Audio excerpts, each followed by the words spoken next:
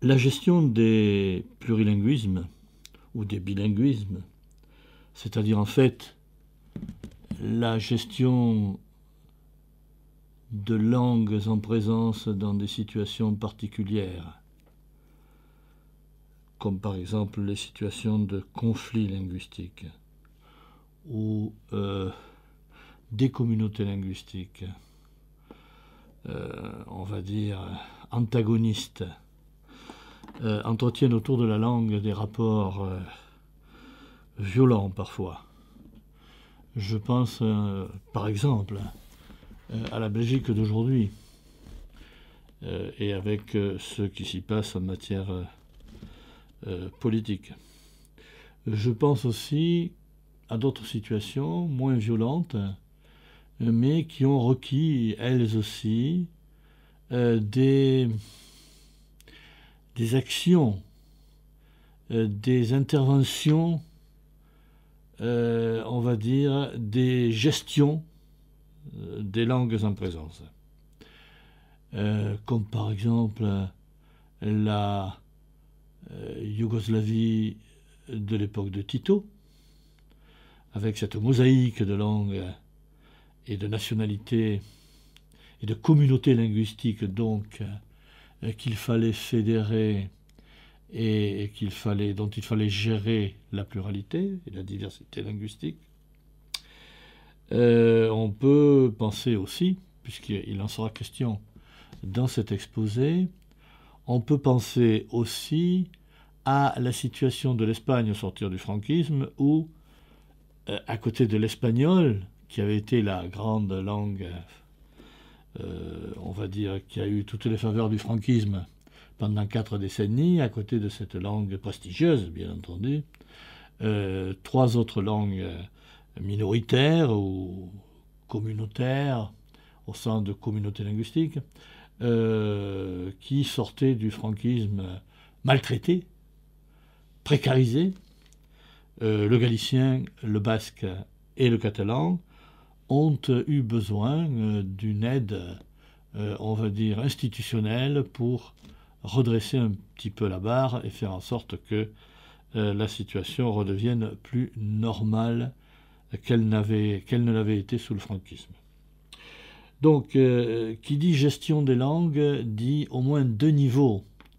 2 niveaux de réflexion, de perception, d'action, d'une certaine façon. D'abord, un premier niveau qui est un niveau d'orientation, un niveau de choix, d'objectifs, de lignes de force,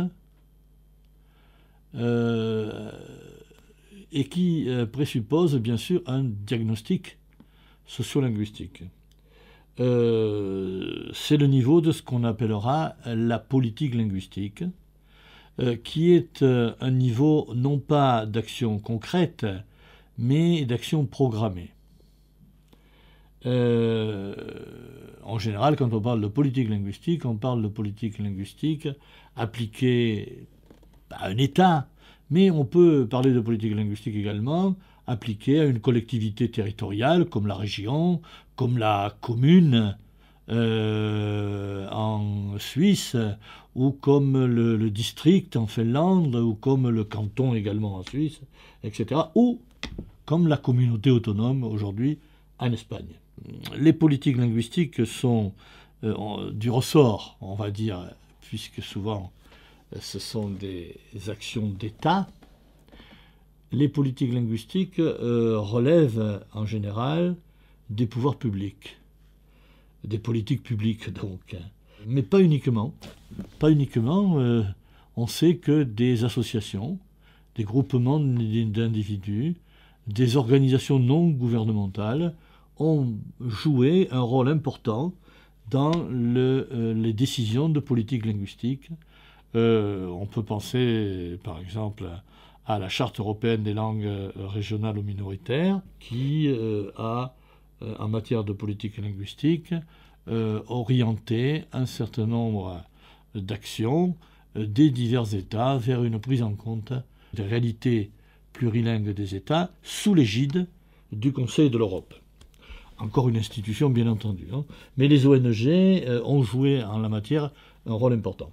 Ça, c'est le premier niveau, le niveau de la politique linguistique.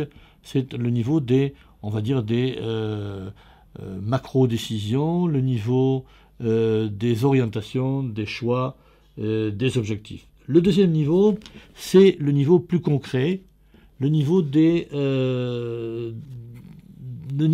actions concrètes, le niveau des dispositifs, c'est-à-dire le niveau où on crée des structures pour appliquer les politiques linguistiques, où on fait voter des lois pour mettre en place de manière concrète des actions au plus près des réalités.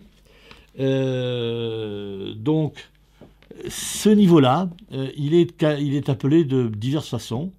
On parle aussi bien de planification linguistique, c'est le terme qui vient bien sûr de l'anglais, traduction de language planning, c'est le terme le plus ancien, hein, puisque il a été promu par Hogan en 1959, mais on trouve à côté de ce terme de planification, et comme concurrent sérieux, le terme d'aménagement linguistique imposé par les acteurs québécois de la politique linguistique. Et on trouve également, ce terme d'aménagement linguistique, et on trouve aussi, qui émane de l'action des sociolinguistes espagnols et des acteurs de la politique linguistique en Catalogne, essentiellement, on trouve le terme de normalisation linguistique. Ces trois termes donc, planification, aménagement, normalisation linguistique, sont utilisés concurrentiellement pour désigner le deuxième niveau concret, celui de l'action concrète des politiques linguistiques et de la gestion des langues. Ces actions de politique linguistique peuvent avoir 2 ou 3 visées. Pour faire bref, une première visée peut être considérée comme relevant d'actions sur la forme, sur les formes linguistiques, sur la langue, mais une langue dans son fonctionnement structural, on va dire. Ça peut être la codification lexicale, ça peut être une codification grammaticale, ça peut être réformer ou donner une orthographe à la langue, ou la modifier, donc, comme je l'ai dit. Ça peut être adopter un alphabet nouveau. C'est arrivé dans l'histoire. Atatürk en a donné un exemple retentissant. Ou simplement, comme le font les commissions de terminologie en France, l'aménagement néologique, la création de mots nouveaux pour remplacer les termes anglo-américains qui sont rentrés dans notre langue inopinément. Ça, c'est le premier aspect, la première dimension des politiques linguistiques, le premier type d'objectif. Le deuxième type d'objectif vise les fonctions de la langue dans la société, les usages, les emplois, les domaines communicationnels. Et dans ce cas-là, il faut souvent, les politiques linguistiques sont souvent appelées à choisir un statut pour une langue. Alors, ça peut être choisir quelle des 2, 3, 4, 5, 6, 20, 30, 40 langues à présence vont être nationales, lesquelles vont être, ou laquelle va être officielle, et est-ce qu'il va y avoir des langues dites régionales ou pas? Bien. Ça, c'est évidemment, souvent, il y a des conséquences quant au statut de ces langues. C'est que le statut de langue officielle, bien entendu, impose un certain nombre de contraintes de type juridiques, administratives, etc.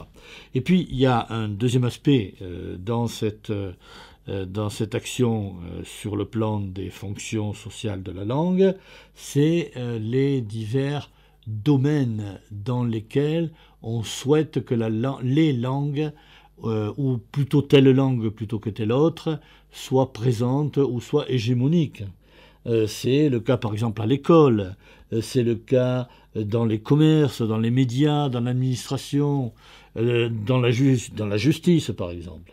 Parfois, et c'est le troisième point, la politique linguistique vise les deux aspects. L'aspect structural, l'aspect concernant une langue, et puis la dimension sociale, communicationnelle, statut, domaine d'usage, etc. Et dans ce cas-là, il y a les deux actions conjointes sur la langue, sur les langues. Et c'est un peu ce qu'on appelle aujourd'hui en Catalogne normalisation linguistique, car la normalisation linguistique en Catalogne et en Espagne, d'une manière générale, présuppose la normativisation, c'est-à-dire en gros la codification préalable. C'est ce que d'ailleurs Hogan appelait la planification du corpus, cette normativisation, alors que ce qu'il appelait planification du statut, c'est plutôt ce que on appelle aujourd'hui normalisation. Les actions de politique linguistique sont par ailleurs régies par au moins deux principes de droit. C'est d'abord le principe de territorialité, et ce principe, évidemment, c'est celui qui est à la base de nombreuses politiques linguistiques et de planification linguistique aussi, bien sûr.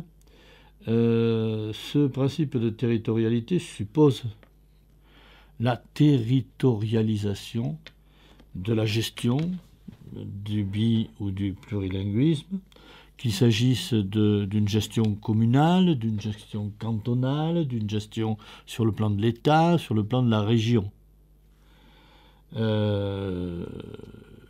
Mais ce principe de territorialité, qui effectivement considère que sur un territoire donné, c'est une politique linguistique qui prévaut et qui est valable, qui est valide, qui est légitime, ne peut pas aller à l'encontre d'un autre principe beaucoup plus difficile à appliquer qu'on appelle le principe de personnalité, et dont Maquet a bien souligné l'importance, en disant que, évidemment, le choix de la langue doit relever aussi des droits personnels de l'individu.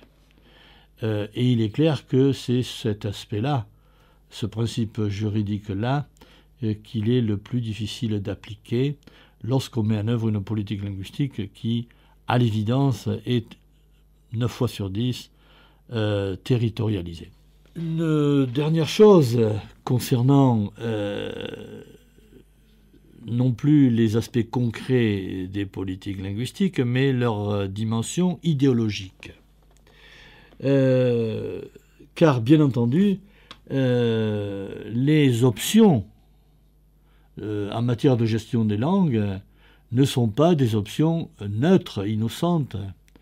Ce sont des options qui sont liées à des idéologies, à des choix idéologiques, à des options idéologiques. 3 types d'idéologies, dont 2 sont assez proches pour parfois s'associer dans un même objectif glottopolitique. Le premier choix, c'est le choix libéral. C'est la position libérale qui consiste à laisser faire. C'est le laisser-faire linguistique, on pourrait dire. Et c'est une option, cette option libérale qui accepte les lois du marché mondial des langues. Et il y a des langues qui disparaissent, eh bien elles disparaissent parce que le marché est impitoyable et que, comme des produits, on va dire, prospèrent sur le marché économique, eh bien il y a d'autres produits qui, sur le marché culturel des langues, prospèrent et d'autres qui ne prospèrent pas. Donc c'est une idéologie bien connue sur le plan économique, mais qui a son correspondant sur le plan des politiques linguistiques. Face à ce pôle libéral, il y a un autre pôle qui se subdivise en deux choix. Ce pôle, je l'appellerai le pôle interventionniste. Et il est donc partagé, ce pôle interventionniste, en deux options. Une option qu'on va appeler écologie linguistique et qui en fait relève des droits universels des langues, de la même façon qu'il y a des droits universels des espèces, il y a des droits universels des langues, et les langues doivent être protégées comme doit l'être la biodiversité. Cette écologie linguistique a eu beaucoup d'impact au cours des dernières années et elle a relevé de nombreux défis en matière de langue et de défense des langues. Le deuxième choix dans le pôle interventionniste, bien entendu, c'est un choix qui, lui aussi, a fait couler beaucoup d'encre et qui, évidemment, est sûrement plus polémique que le pôle écologique. C'est le pôle que j'appellerai, pas le pôle, mais le choix que j'appellerai choix de nationalisme linguistique, qui est issu de revendications identitaires qui, prenant corps de manière plus ou moins forte, devient à un certain moment une revendication nationaliste.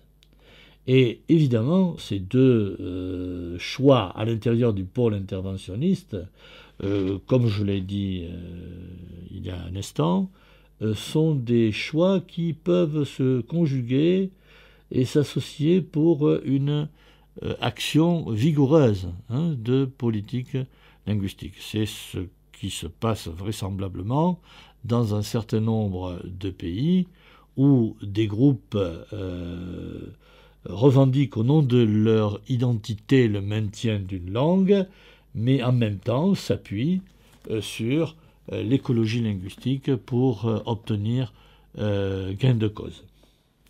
Nous avons choisi 5 cas contemporains qui sont parfaitement complémentaires pour expliquer, pour faire toucher du doigt la complexité des politiques linguistiques et ce que suppose la mise en œuvre d'une planification, d'un aménagement ou d'une normalisation. Je commencerai moi-même par le cas de la politique linguistique mise en œuvre dans la communauté autonome de Catalogne, en Espagne, depuis 1981, après l'adoption d'une nouvelle constitution démocratique en 1978 et d'un statut d'autonomie pour la communauté historique de Catalogne. Statut d'autonomie qui a été voté en 1979, c'est-à-dire 3 ans après la mort du dictateur. 4 ans après la mort du dictateur. Du reste, cette politique conduite dans la communauté autonome de Catalogne est une politique exemplaire, saluée comme telle par la communauté des sociolinguistes et par l'un des plus prestigieux d'entre eux, le sociolinguiste américain Joshua Fishman, qui considère que cette politique-là, de renversement de situation sociolinguistique, d'arrêt de la substitution, est à mettre sur le même plan, est à comparer avec deux autres politiques linguistiques qui sont elles aussi particulièrement connues, d'une part, l'implantation de l'hébreu moderne en Israël, et d'autre part, on va dire, le redéploiement du français au Québec.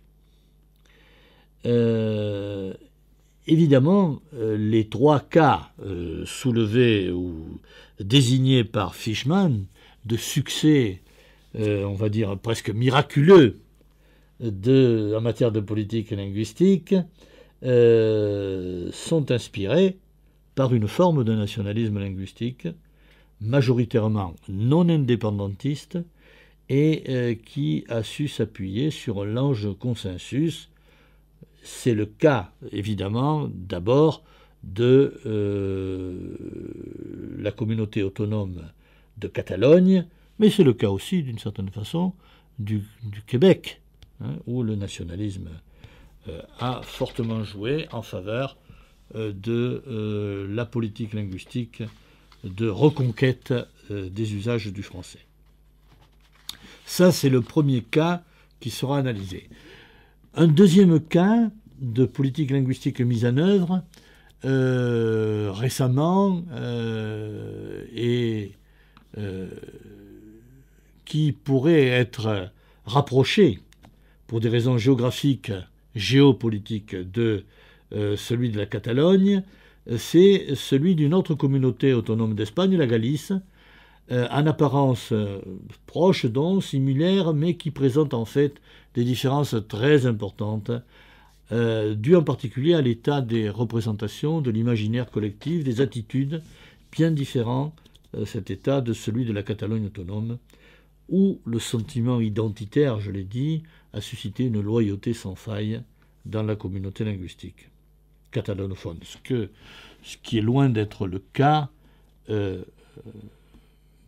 Carmen Alain Garabato, qui traite de ce cas, l'expliquera, ce qui est loin d'être le cas en Galice. Le troisième cas qui sera évoqué ici est le cas du Paraguay. Et c'est un cas original de bilinguisme social qui concerne deux langues de nature bien différente. D'une part, le guarani, qui est une langue amérindienne, langue indigène donc, et d'autre part l'espagnol ou castillan, langue du colonisateur. Le guarani s'est maintenu, cas unique en Amérique latine, au point d'être d'ailleurs la langue la plus usuelle, la langue majoritaire dans les usages du Paraguay, malgré, il faut bien le reconnaître, une précarisation et une minoration, c'est-à-dire une perte de prestige et des fonctions communicatives officielles, en particulier à l'écrit, mais néanmoins, ayant survécu contre vents et marées, et que les nouvelles orientations de politique linguistique mises en œuvre après le vote d'une constitution démocratique au Paraguay en 1992, malgré donc les orientations données à la suite de ce vote d'une constitution démocratique, la minoration dont a été victime le guarani face au castillan n'est pas aussi facile à réduire qu'on pouvait le penser, bien que le potentiel de loyauté à l'égard de cette langue des racines de l'identité amérindienne soit avéré par toutes les enquêtes. Un quatrième cas, celui de la Voïvodine, étudié par Ksenia Georgievich, n'est pas moins original, mais pour des raisons bien différentes de celles qui viennent d'être énoncées. C'est une province serbe, la Voïvodine, qui a connu des vagues successives de peuplement, qui ne se sont pas neutralisées, mais qui se sont superposées, si bien que les Serbes y ont été majoritaires, mais un nombre important de Hongrois, de Slovaques, de Roumains, de Ruthènes et d'autres nationalités y cohabitent également. Une sorte de mosaïque d'isola, il faut bien voir ça comme ça, particulièrement spectaculaire dans cette province qui jadis fut province autonome de l'État yougoslave. Aujourd'hui, la province continue d'officialiser 6 langues sur le territoire. Ces langues sont enseignées et sont langues d'enseignement à tous les niveaux, de la maternelle à l'université. Ce qui fait de la Voïvodine une région particulièrement riche et intéressante à étudier du point de vue des politiques linguistiques et éducatives. Enfin, le 5e cas est un cas vraiment à part. C'est le cas de la politique linguistique en faveur du romani commun, c'est-à-dire un standard des langues tziganes, et qui est traité par Rosemary Voll. Ce cas est intéressant parce que, évidemment, cette politique linguistique s'est mise en place progressivement en Roumanie après la chute du communisme en 1989. Et on sait que l'enseignement d'une langue culture tzigane suppose pour la première fois de leur histoire, de l'histoire des Tziganes, une standardisation de parler extrêmement variée et l'institution d'une histoire et d'une culture commune aux Tziganes, ce qu'on peut appeler la langue culture romanie. Cela ne manque pas quand on fait référence à l'identité fondamentale des Tziganes, des Roms. Cela ne manque pas de poser problème. Comment les Tziganes peuvent-ils se reconnaître tout d'un coup dans une idée de nation et de langue commune qui transcende leur extraordinaire diversité ?